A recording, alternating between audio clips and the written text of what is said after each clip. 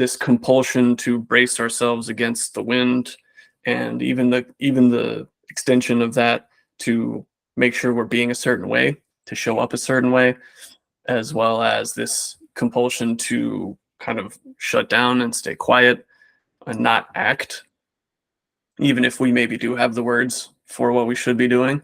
These are all heavily influenced by unconscious nervous system processes.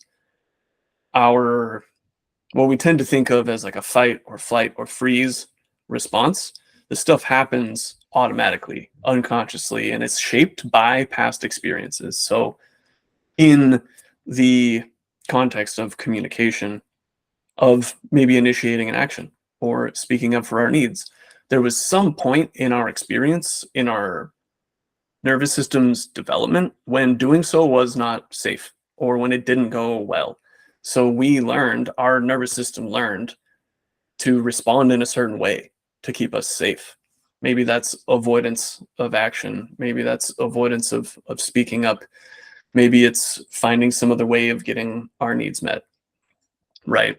So our bodies learn to keep us away from unsafe stuff, bad stuff, and move us toward safe stuff, good stuff. Our body's tools for doing so are the sensations, the tension, the heaviness, maybe sometimes some heat and some sweat, some like jittery anxiety kind of sensation, and as well as the emotions that come up from those sensations. Those are our body's main tools for communicating with us, right? The sensations and the emotions. So we want to listen to those responses, understand them, and understand how they affect our communication. Because the reality is, when I'm feeling heavy and tense, that's just going to have an effect on my communication. Maybe not as extreme as not saying anything at all or not initiating that action or that conversation.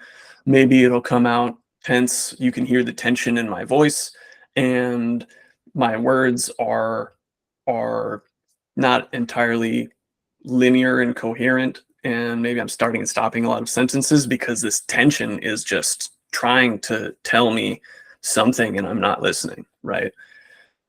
So our second goal and most important goal, once we've understood those responses of our unconscious nervous systems, is to regulate them and stay grounded through those responses, to let them happen, to hold space for them, regulate and ground ourselves through them so that we don't just react. In a more extreme scenario where I'm feeling that tension and that heaviness, maybe my words are kind of choppy and I'm starting and stopping a lot of sentences because I'm nervous, some frustration builds in myself and in the other person, right? There's tension building in the other person's body, and maybe they're a little quicker to anger or to heat than we are.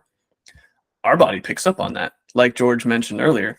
So then if I'm not aware that that's happening, I feel a compulsion to just react. And if I've been trying to say something and it hasn't been coming out, and the other person is reacting with that heat and maybe interrupting me, now we're having an argument.